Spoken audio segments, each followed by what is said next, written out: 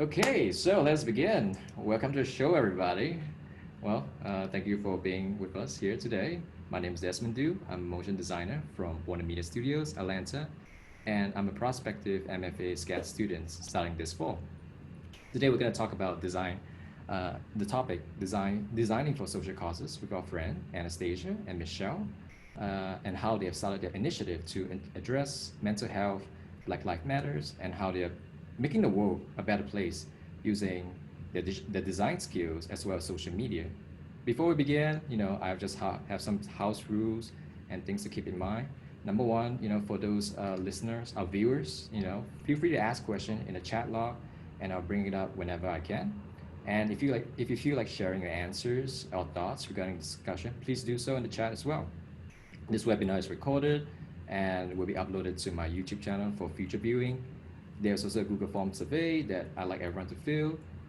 Once you complete it, you will receive like a list of resources to learn more about the Feel Better Club and the Artists for Black Lives. So, with that, let's start off with introduction. Let's start with Michelle Parry to tell us more about herself and the Feel Better Club. Thank you, Desmond.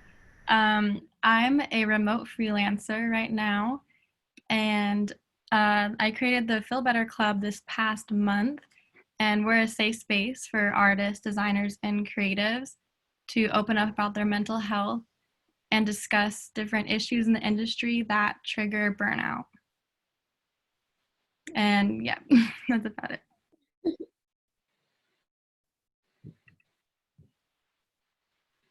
Anastasia? Oh, sorry, those were muted. Wait, what?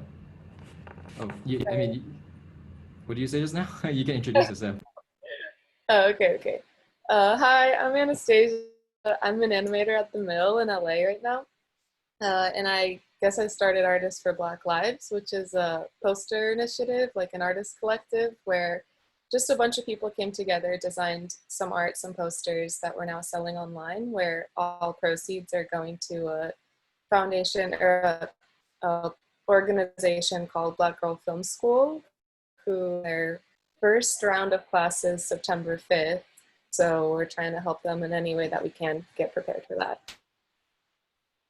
That's really awesome that you two started initiative.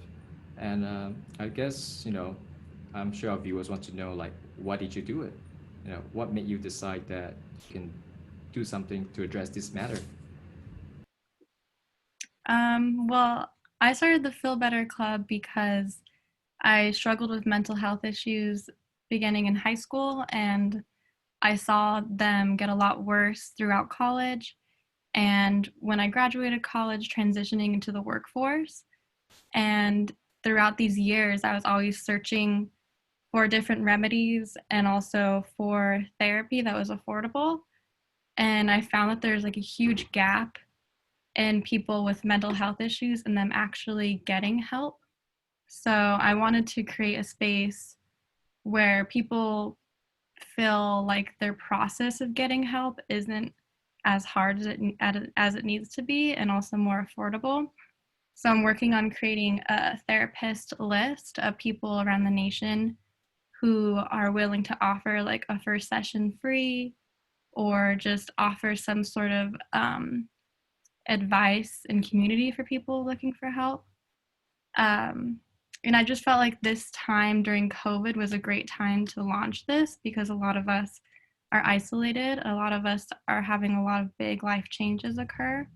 So it became really prevalent to me that this is very needed in our industry, especially with how much time we do spend by ourselves and attaching our emotions to our work. Right. And I believe you also just had recruited a therapist into the club. Can you tell us more about that? Yeah, we have our first therapist. Her name is Shada. She's located in Atlanta, Georgia, and she takes female clients above the age of 18. And she is extremely well educated, getting her doctorate right now. Also, just a very nice human. We posted her on our Instagram page. You can go and find out more about her over there. But she's offering her first session free. So it's really exciting to have her, and hopefully we'll get more therapists soon. Awesome. Yeah. Nice. So let's move on to Anastasia. So why did you start Artists for Black Lives? Yeah, so I think all of us remember and saw the George Floyd video and everything. And when that hit the internet, I think everyone was like shocked and reminded of all the racial injustices that are still happening around us every day. And uh, I think it kind of spurred everyone into like in frenzy and trying to learn and figure out what really is happening and what we can do about it. And I was just laying there one day in my bed, kind of being like, what on earth can you possibly do during a pandemic? You know, like, I just had no idea what to do. And then this idea sparked in my mind where I know that there's a lot to say for when artists and people come together. So I wanted to bring, just friends and people that I knew that sit in this together to make some art and collaborate, and that's how I thought we could help. And so far it seems to be working. I mean, you have many success, right? Can you tell me about like the earnings or yeah, the success that you have enjoyed for since running this initiative? Yeah. So far we've raised over, I think it's like close to $2,200, but so over 2,000 is really not something I thought would just suddenly happen in, right now. But on top of that, so we did our first round of posters, which was 10 artists, and we got all of those prints in, and most of the orders have been shipped out, and they're still coming in, which is really cool. And I have a bunch of new artwork from other people, so I'm going to do a round two soon once we sell some more of the round one posters. And on top of that, the mill is really keen on help too. So we're helping Black Girl Film School do some artwork for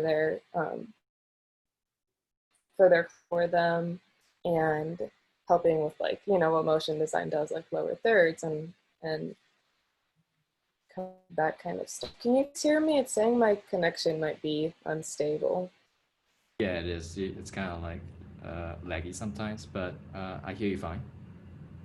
Okay. But yeah, so there's a lot of momentum happening with this thing, and it's really exciting. Awesome. So it's one thing, to have that idea. We all have like ideas of like, oh, we can do personal project, or we can make a website for a social cause. But what made you think to yourself like, I'm gonna do this right now? Me? Yes, and well, Michelle and Anastasia. Uh, so okay, let's go with Anastasia. Yeah, for me, I think it was pretty important to do it right now because of the momentum of the protests and everything that, right now is when this is happening. It made sense to do it now. Yeah, and for me, I lost my job due to COVID, so I had some free time to actually create things for myself. And so I just kind of dove into the idea, and I felt like the worst that could happen is it doesn't catch on or it flops, but I really felt like there's like nothing to lose and people really needed this, especially hearing from friends around the country who were now struggling with different mental health things during COVID. That's a very positive mindset. Just see what happens. Just try. You can. Doesn't matter if you fail. And so, how long did it take for you for the inception of the idea, from inception to actually making the first post on social media or setting up the website? How long did it take you? For Let's go with me, Michelle first. Yes. um, well, I think this idea was lingering in my head since college when I went to our health counseling place and I tried to book an appointment and there was like a 4-month long waiting list. And that's when it just really hit me that um, healthcare and just getting help is just always a process. So this was always just kind of bothering me out throughout the years. And it hit me, I think, it was just like a really quick turnaround, like lost my job and then started like posting more on my Instagram, and then was really thinking about why am I making these Instagram posts from my Instagram, and what are they contributing to the internet? What are they contributing to people's minds? And then I realized I wanted to create like a separate account for mental health because I was already kind of diving into it in my own feed, but I wanted to just really go for it. So it's kind of like maybe like a quick couple of weeks where I just kind of dove into it. Nice. And Anastasia?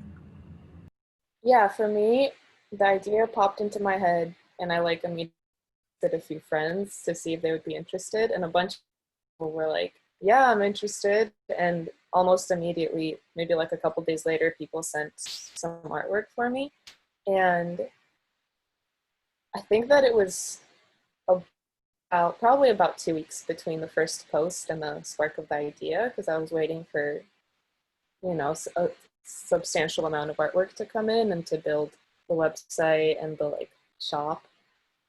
But very quick. I wanted to make sure I stay with the momentum and stay ahead of the protests and everything, and make sure everything is happening nice and quick. Definitely. So, can you both tell us about the process as you're like starting this initiative? Like, was there any challenges faced, or was it like it came really easily because you have time and you have supportive friends? How was the experience for you, Michelle? Um, the process was like kind of a lot of waves up and down. Like I would get really excited about it and really confident in my idea. And then I would talk to somebody who had more experience in the field and they would present to me all these different complications. Like you can only, if you're a licensed therapist, you can only give therapy to somebody in your state. And so that's when I had to realize that I had to create a directory where there'll be a therapist in each state. And then I also talked to a woman who's worked for a nonprofit for 25 years. And she just kind of presented so many different like hurdles that kind of discouraged me. But at the end of the day, I figure that at least what I can do is create a resource list and create posts that will uplift people on the daily basis. And hopefully that's enough to start conversation on Instagram. And then maybe it'll lead to a bigger thing of helping people. I don't know if my Nice. internet is cutting out. Yeah, it was kind of laggy, but it's Okay. fine. Yes, very wholesome intention. Anastasia, what about you? Any challenges faced during the process?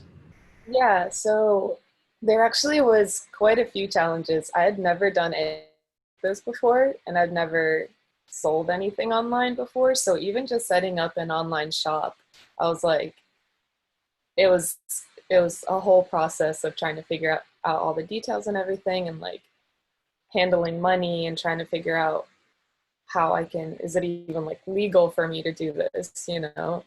And turns out it is.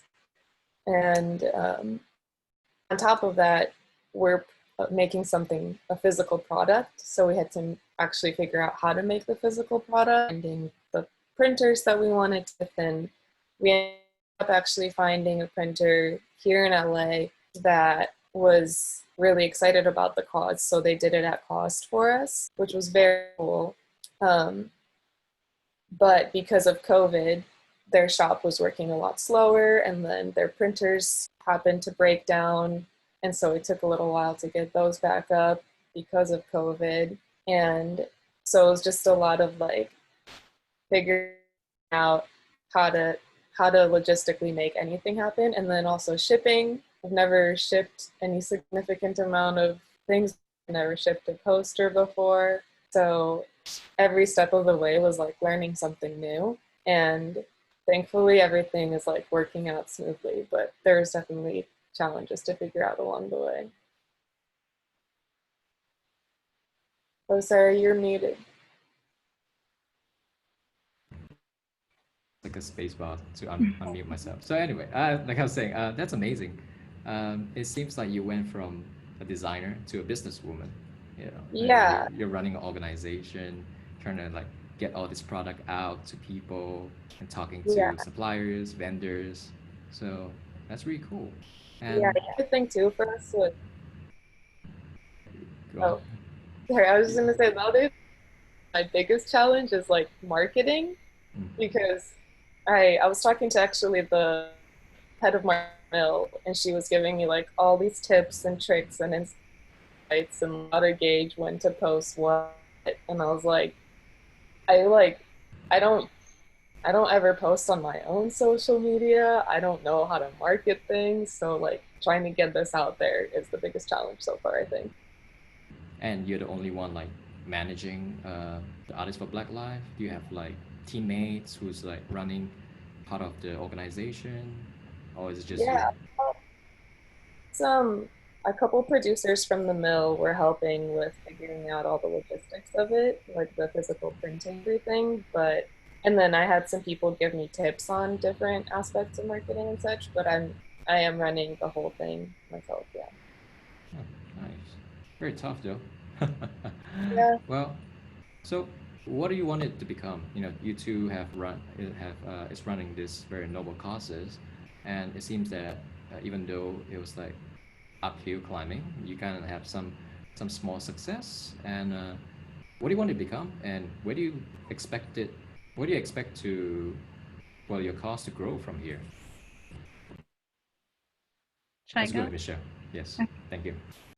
Um, I really want this to become as big as possible, and I want it to become a resource where if somebody's in their office and they turn around their chair and they're having a conversation with one of their coworkers and they bring up a mental health issue, they can be like, "Oh, well, have you heard of this? Check this out," and they can hop on and see all the resources and have it become kind of a tool for people in our industry to express different concerns they're having and create dialogue around like working too many hours or language in the office or maybe like advocating for mental health days in the office, like trying to get this conversation also in our industry.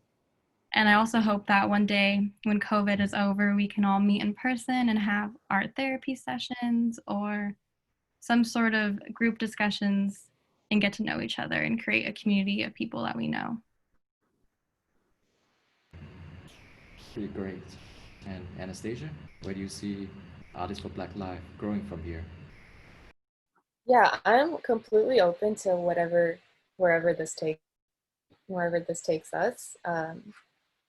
I've been thinking about that a lot actually because my next thing that I wanted to do was to get involved in more than just making posters. And now that we're actually doing something for film school with motion design, that was kind of like my next thing that I wanted to do. So it's really exciting that we're getting to do it and getting to do it with a company that is the mill, which is like, you know, they're all so amazing and experienced. And I don't know, I want it to grow into something that handles a lot of different aspects of like the racial and social injustice that's going on and not necessarily just helping Black Girl Film School. You know, I would love for it to keep growing and evolving in other organizations and other people that are in need of help as well.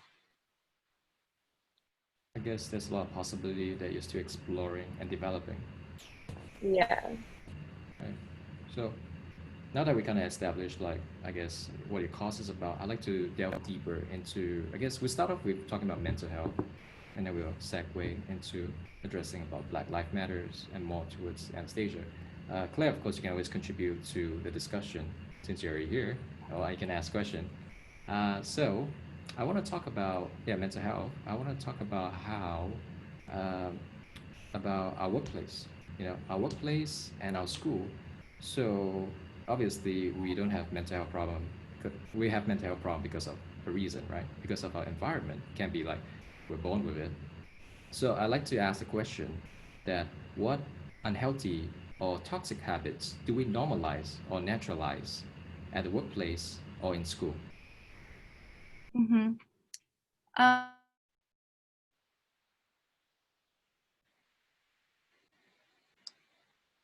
Michelle, I can't hear you. Michelle, wait, can you guys hear Michelle? No.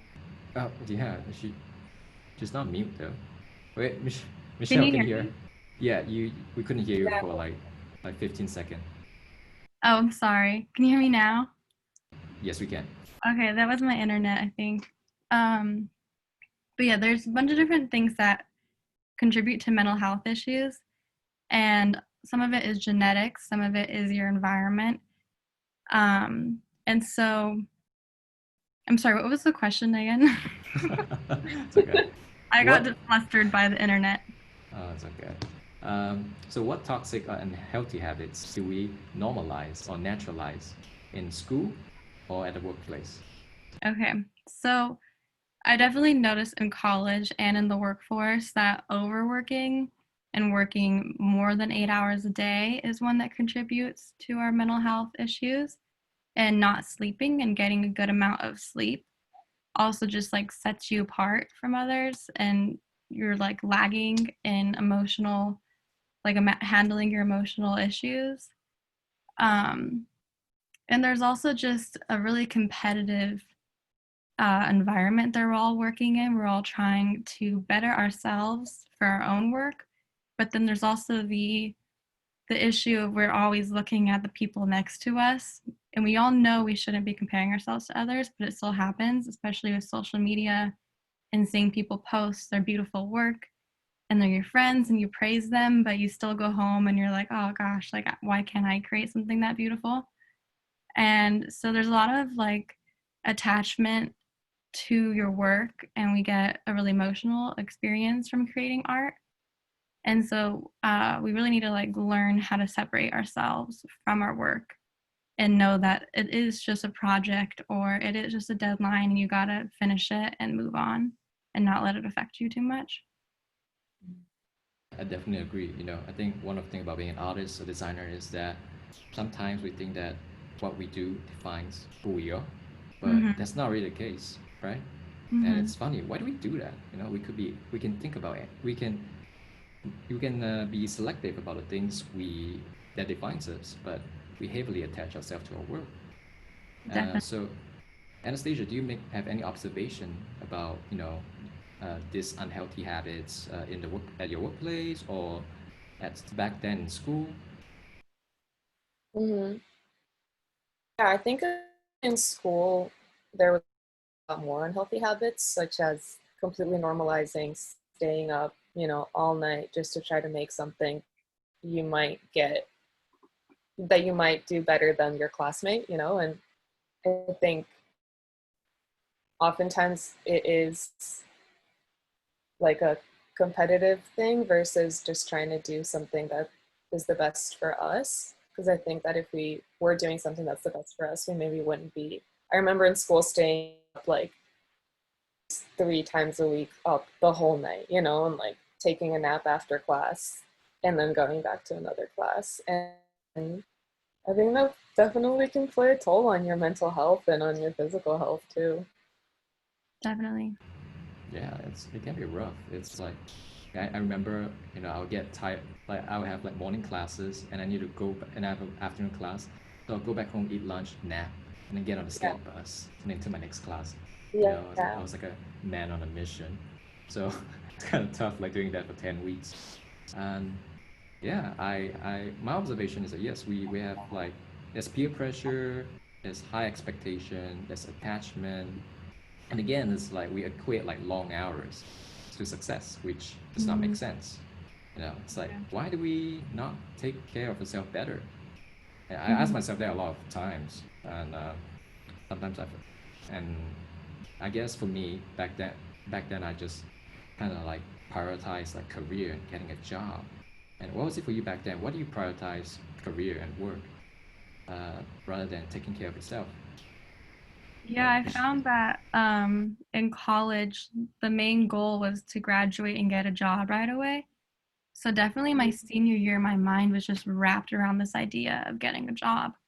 And I didn't even actually end up getting a job after college, which I found like now I look back and I'm like, I put so much thought into getting this job. And there was days where I would stay up till like 3 in the morning and then wake up for an 8 a.m. class. I even like have memories of like crying in my professional development class one day. And I was just looking back, and if I just took the time to like really take a deep breath and categorize my actual assignments and not focus on the future and my job and my career, and just focus on the things that I was actually presently doing, I would have actually had time to sleep 8 hours a night. And I would have actually had time to like really spend my like senior year with friends and doing schoolwork. But I think at our school, we definitely had or a lot of schools have a big expectation of people getting jobs starting in like February, March, April, and you just keep hearing of people getting these amazing jobs. And it becomes really just really hard to see. But advice for younger people or people in college right now is you'll get a job at some point, and it's awesome to see your friends get good jobs, but don't think it's you or you're a bad artist if you're not getting hired right away. I definitely agree. It's very intimidating when you see your peers getting job offers, and it's like, when will I be chosen? Yeah. And it sucks, but we have to deal with it. But first of all, it's like, why are we under the impression that we go to school to get a job? Hmm. Yes, obviously, getting a job is what you need to survive after graduation. But our mindset is so focused on working. So I can't wait to work right after graduation. But here's the thing: you're gonna work for the rest of your life after graduation. Hmm. Why in a rush? Yeah. Shouldn't we be happy that like, oh God, I'm glad I'm not getting hired now. I get 1 year to just do my own thing, personal Yeah. projects, figure life out. And so while I'm still talking to you, Michelle, our viewer has a question. How do you go about finding resources for mental health? And has it been difficult to find resources? I've been educating myself about mental health since high school when I was really, or like more in college when I was really going through it, trying to figure out why am I feeling this way, what's happening. And I learned a lot from therapists that I've seen. And then I also now use the Parsley Health Journal for different resources.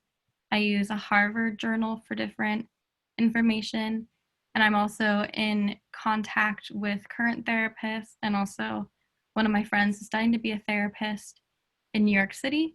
So, whenever I'm creating an Instagram post or learning about something, I usually check in with her and see what she thinks because she's learning about it every single day.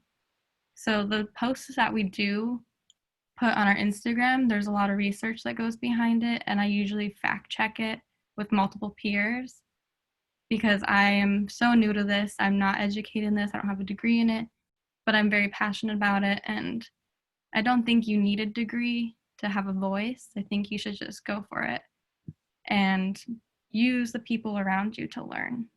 Mhm. Awesome. And let's get back to Anastasia. So, the question I asked Michelle early on was that it's about self-care, right? Like, why aren't we nicer to ourselves back then? You graduated for 2 years. It's been 2 years since you graduated, and you're working at a mill. And looking back at yourself in college, what do you have to say? What observation can you make? And have you have thoughts about like, oh, maybe I should have done this better? Yeah, of course. I think that, well, first of all, I think that in college, our minds and our like perspective on the world and ourselves are still being formed, and we're not always like, I think as time passes, there's constantly stuff that we're learning that, oh, I guess it would have been nice to approach life that way. But I think the biggest thing for me is I wish that I focused on just what I wanted to make for motion design rather than what I thought a company would like. And it goes back to the whole like, why are we so obsessed with getting hired immediately? And why are we so obsessed at getting hired at like the best companies or whatever? Uh, because I think that there's definitely like projects that I would have done completely if I was just doing them for myself rather than for like, I really want to work at the mill. I wonder if they'll this, or like I'm gonna do it this way so that maybe they'll notice. Um, and I think that when you're like using your own voice for yourself, then the people that should notice will notice. Exactly, like what you did with Artists for Black Life, right? It makes your work unique when you're looking at internally what you enjoy rather than Yeah. people will like, and then you're not really enjoying the process anyways.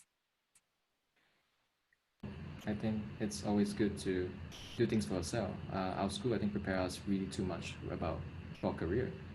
Every project is like, all right, a fictional project for this company. It's never like, all right, let's try to express something uh, for yourself. Maybe like a visual essay. I think you get to do that when you are in lower level classes, but as you become like a junior or senior, it becomes like very strict and professional. Even though Yeah. it doesn't feel that way, we are making projects for like I believe Anastasia, you did something for Moo, and I Yeah. think Marcelo did something with Nike. Everyone's always doing fictional commercial for Nike, Yeah. Spotify, and so yeah, we're so ready to like work for someone in school. And do you have any thoughts on that? Yeah, I think it'd be really cool if our motion design programs incorporated pieces like a self-portrait piece, like something, a video of who you are, or maybe a video about where you come from, or exploring something more abstract. Like we do that in some of our. Is my internet cutting out? The videos like froze, but I can hear your voice. Okay, you're good now. You're good. Yeah. Okay. I mean, we do kind of explore that in some of the different classes, and especially in foundations. But I do think it would be cool to have less of a need to go directly into the advertisement, money making um, videos, which are important. But I think also just developing your skills and your artistic eyes is super important before you enter the workforce. And Anastasia, do you, yeah, what do you think, we could introduce in the school syllabus to kind of just, instead of so work focused, just kind of make us broaden our thought about like life, art, design, more than just commercial? Yeah, I think the class that I'm thinking of now as far as commercial stuff is a class that was focused on branding, which I think that class is incredibly important in our field. And but I think it would be nice to make a required class to that maybe because we had a few intro classes where we learned the softwares that we use, and it would have like like a final level of those intro classes or something where we already know the softwares. We get to make something that we want to make that's maybe like unprompted and or guided in some way, but more focused on what you want to make versus what the industry would like to see as far as like, maybe it's not something, maybe it's just making an animated video for you, like a quarter or something. I did a indie, and that was one of the most fun that I had because I got to explore a bunch of different styles and stuff, and the end result was something I never even posted anywhere because it wasn't something that I was thrilled about, but it was really fun because like do what I wanted to do and learn and experience different aspects of motion design instead of just being like, today we will make a tent for Moo. And while that can be super fun too, important to ourselves. I think what you're trying to say that, when you did that personal project, was it independent study? Yeah, So I think their mindset shifted from work to play, and yeah, so and you're doing it for yourself, and it's like I don't really care. Maybe it's like, I don't really care how much time I take to do this. It's just so fun for me. I want to see this through. right. Whereas like when it's like I have to go to class later, you know, that thought it's Monday. There's a difference. We're not really that excited to go to class sometimes. We have a very good professor and classes, but the Yeah, reality is that it's rough to go to an 8 a.m. yeah.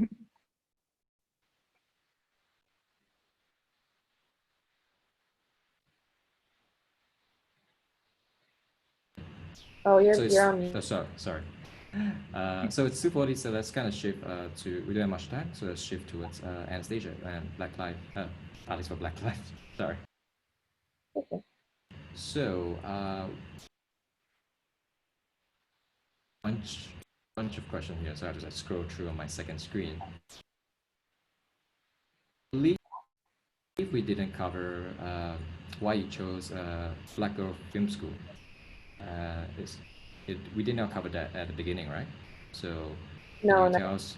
Can you tell us like why you chose this organization? Yeah, of course. So from the inception of this project, I wanted to make sure that I find a company that I trust and that I know that is a really great organization that is fighting for change in the future. And um, I went through so many different organizations that I could theoretically donate to. And I think so. We ended up landing on Black Girl Film School because it's a pretty small 501c3 organization out of Los Angeles. But the founder of it, Jada, grew up in Chicago, which is as well. So I was like, another connection. Um, and she, we're in personal contact with her. And so we now know her pretty well, and it's very cool to be able to partner with a company that, so her whole thing is educating young women, so she starts in 8th grade, to grow them into the film industry and to show them that there's more than just, a lot of young girls think that either you're acting or you're filming and there's nothing in between.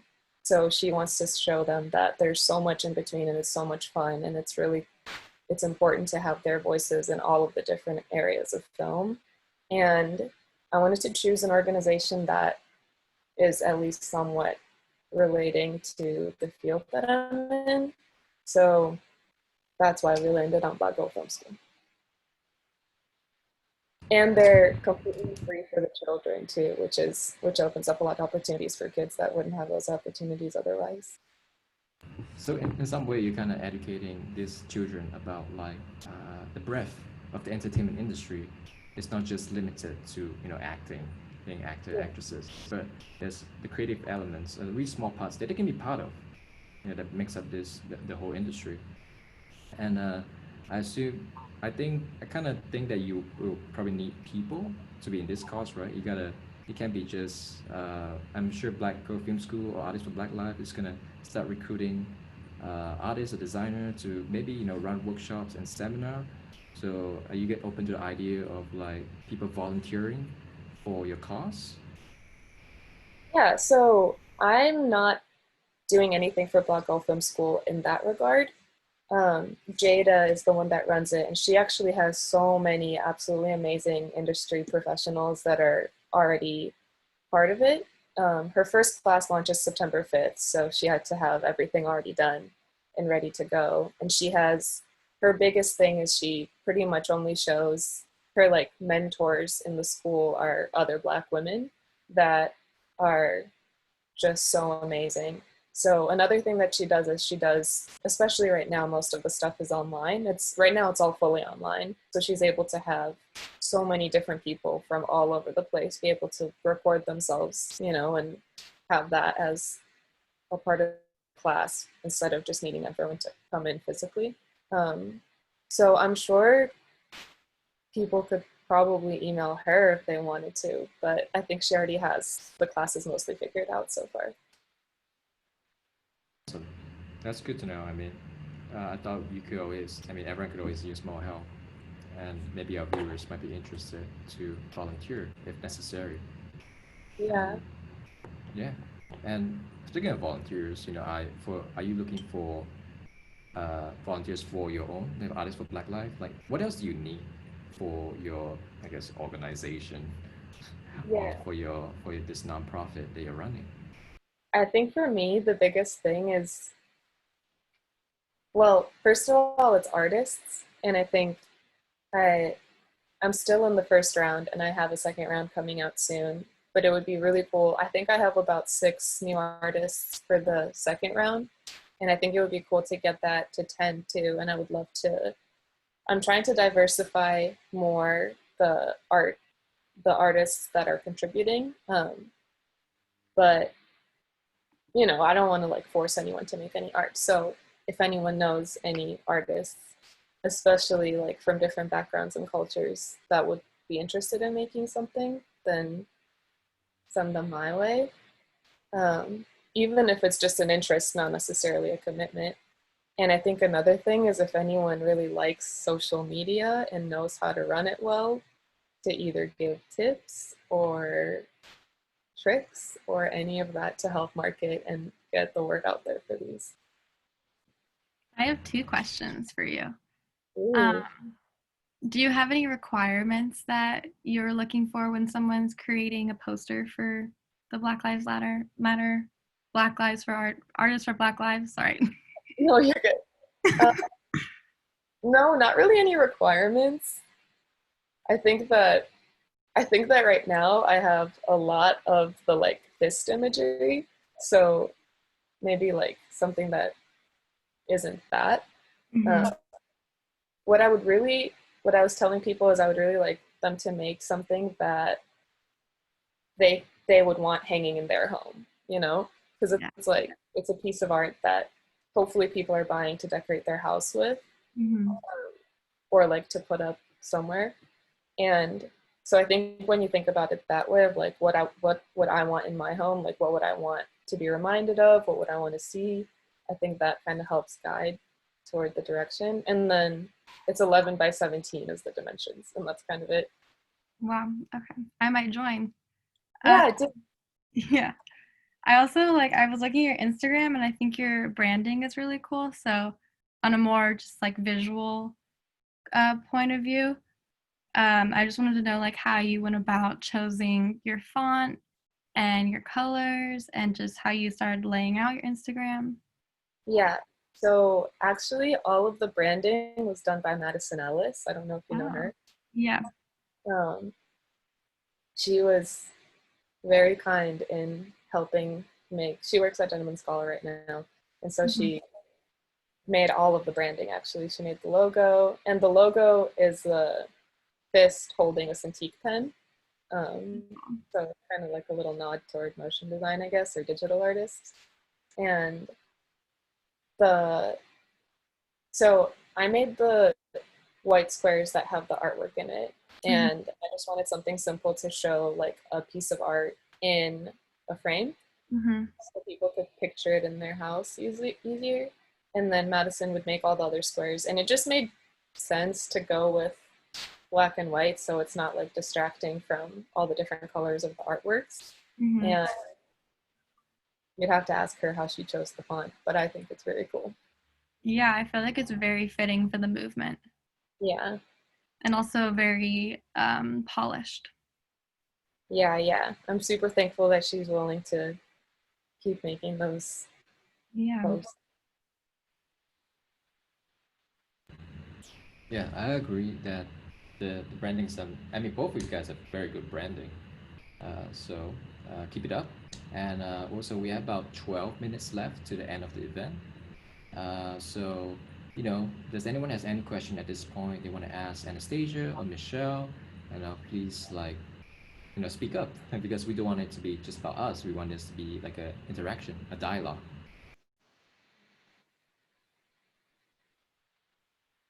You can also type questions if you're afraid to speak. Yeah. While waiting for some questions, so, well, yeah, while we're waiting for some question for someone to ask a question, let's just carry on. So, let's see. And I think I just want to, before we run out of time, let's talk about call to action that people can learn about. So I understand that both of you guys have some sort of donation option. People can donate to your causes, and so what are the platforms that people can contribute to you? Right now, the Feel Better Club has a Patreon account set up, and every donation will go to helping somebody get free therapy. None of it will be pocketed. And then we also have a resource list of a therapist directory that we're growing, and then also a resource list just of YouTube videos, documents, hotlines, and different things that people can check out if they're going through a crisis. And those are found in the link in our Instagram bio. And if you know me personally, you can message me and I'll send you over resources. But also, we're accepting different questions of the week that people can submit. And if you go to our Instagram, you can see those. And we're trying to open up a dialogue just about making our industry more mental health friendly. Nice and great. So we have one question from Obi, but before we get to that, I think Anastasia already kind of went through like what she needed previously, but I'll go through about donation, how you can donate to the cause by buying the digital prints from the website, which I'll provide for you in the at the end of the Google Form survey. So, but then what if people, they don't want to print, they just want to donate money to you? Is that an option? Because they're Yeah. very generous. Yeah, well, first of all, you can always, uh, if you really don't want to print, I am gonna set up a product that'll be $0, and then you can just add a tip for however much you want. I'm also adding a couple new products to the store today that are protest signs, if anyone happens to be going to any rallies, and then window clings. So it's little 4x6 pieces, little like stickers, I guess, that you can cling on your window, and then they don't leave any marks or anything when you take them off. So if you really don't want a poster, but you want one of those, you could grab that. And if you're like, if you want a poster, but you'd like to donate more than 25, then you can always tip. But yeah, I would recommend getting a poster because all of these artists made such amazing art. Yeah, yeah, definitely. I guess I don't like to have physical things, so I like the option. Man, just give me the Oh, PDF. I'm fine with PDF, a digital wallpaper, something like that. you can put in the note too if you want. You can make a note and you can say, send me a PDF of this instead or something if you want. So a quick question for me. It's like you're kind of 2,200. It's kind of a lot of money. So are you, even though this is for a good cause, are they getting taxed? No, so it does not get taxed if it's all this nonprofit. Okay, that's good to know. I thought maybe the government would try to take a bit of their money away. Happy No. to hear that. So that's so let's have our, I guess, one last question from Obi. What would you say the first step is when trying to create a project for social change? I think it's coming up with like a more specific idea that you think, like, for social change is pretty broad. So I think like narrow it down to like one specific aspect of social change that you want to affect, and then just start talking to your friends about it. And like, I think that would be a good first step on starting a project. Yeah, I think you need to have some sort of connection to it, Mhm. whether it's an emotional connection or a personal connection. Because when you're doing social work, you're going to get tired and you're going to learn a lot that you don't like, and that's going to be hard to deal with. So you need to be passionate about it to continue it, because there will be days where you want to give up because it feels like too big of an issue and you're not going to make a splash in the puddle. And also, the major thing is to be educated about it and make sure that you're not adding another voice that doesn't know what they're talking about. You got to be careful and make sure that you're contributing in a positive way and helping bring up voices that are unheard. Mm. Yeah. So I guess the mindset is involved, and I guess for you too, it might feel like you're broadcasting this message, but no one's listening, and you might question like your intention. Like, should I keep going? And yeah.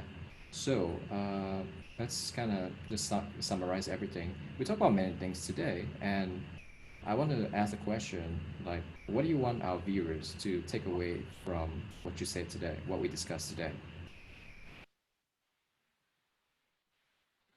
Um, I guess the biggest thing is that we need to break down the stigma against mental health, and talking about it is the first like step to making it less scary, getting help for others, and also reaching out to your peers. And if you're feeling a certain way, knowing that they most likely have felt that way at one time or are currently feeling that way, and that you're not alone. And there are a lot of free resources out there in the world to help you, so never feel like you got to handle it by yourself. And I believe that you say that you can, you know, to help to kind of get started with mental health, you can do something as simple as journaling. Am I right? Yeah, there's a lot of simple things that you can do. Um, for me, when I don't have the money or the time to see a therapist, or I just moved somewhere new and I need help, I'll usually just pull out a journal and write the question, "How are you feeling today?" And that usually will just stream out all the different things that are bothering me, and it helps slow down your thoughts and help you figure out different solutions what you're feeling. And it's completely available to you at all times. Mhm. Great. Yeah, it's like a brain dump. You just unload all your like Yeah, and also you can just consciousness. close it and nobody sees it. Yeah. It's very Just, private and yeah. healing. Yeah, awesome. And Anastasia, what do you want our viewers to take away? I think obviously it's like the call to action would be like go get a poster or go design a poster or something. But I think more than that, it's if you have an idea, even if you think it's like too big or too small or too weird, if it's like if you genuinely are passionate about it and think that it's something that could be like good even for like two other people, then just try to pursue it. And at the end of the day, the worst thing that can happen is it doesn't go very far, but you tried. And I think that one thing that I learned is people are very receptive to when you're trying to fight for something that brings something wholesome, good, and just. And so, yeah, if you have any interest in that, you should for sure explore it. Awesome. So have I guess if you have pure intention, if people see the intentions are pure, they'll support you, and you should, you know, act on. Yeah, just try whatever. Uh, just try whatever you're thinking about, and Yeah. just try to fight for what you believe. It doesn't have to be social causes. It could be anything, right? Be a personal project. You know, Yeah. could be like getting fit, stuff like that. No. Anyway, I guess we have about 3 minutes left, and we come to the end of the show. Let's give a round of applause for Anastasia and Michelle. So, yeah, let's. I know everyone's like on mute, but just like you can just do the emoji and just clap. I think I can. Right. Let me see. Where is it? Reaction. There we go. Yes, a clap. That's hilarious. I hope you all love it, and it may not be much, but I hope like this event can broadcast the two initiative that you two are running because I think it's amazing, and we need more people like you to make this world a better place. And we're definitely with you, and we want to support you the best way we can. And I just want to say, and then as for my so what to all this webinar, this event, I just want to end up saying that we're here to help hit the unknowable, and by that I mean that we're young, we don't have the answers or solution to everything. We're trying to figure things out as we go, but that does not mean we can't make a change or say something about the world right now. I'm not a CEO or creative director of a prestigious studio, as you know, but what we are young, we're inexperienced, and that's why we can bring in a fresh perspective to bring about change. And in case you have not noticed, the nature of how we do every single thing in life are changing. It's crumbling, these old rules. And nobody knows like what the new rules are. So, play by your own rules. Define your own rules. Define your own beliefs, your thoughts. Don't be intentional about your life.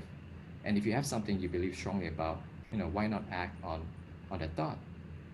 So that's all I have for you guys. And as mentioned previously, I'm about to drop the survey on the chat log, and please fill it up if you'd like to help us with more events like this. Thank That you was all. beautiful, Desmond. Thank you for that. Thanks, Michelle. All right. And I'll So speak for myself, but I would assume Michelle would echo. If you guys have any more questions or if you want to continue the conversation, feel free to reach out. Definitely. yeah. So Yeah. once I upload this upload this onto YouTube, I think I'll post it on the Moment Love Facebook so everyone can watch. And I mean, you can also comment on the post about the resources that you provide. They want to learn about the courses. All right, Awesome. awesome. And so thank you for your time, Anastasia and Michelle. Thank And Thank you you. for hosting us. Yeah. of course, This was so fun.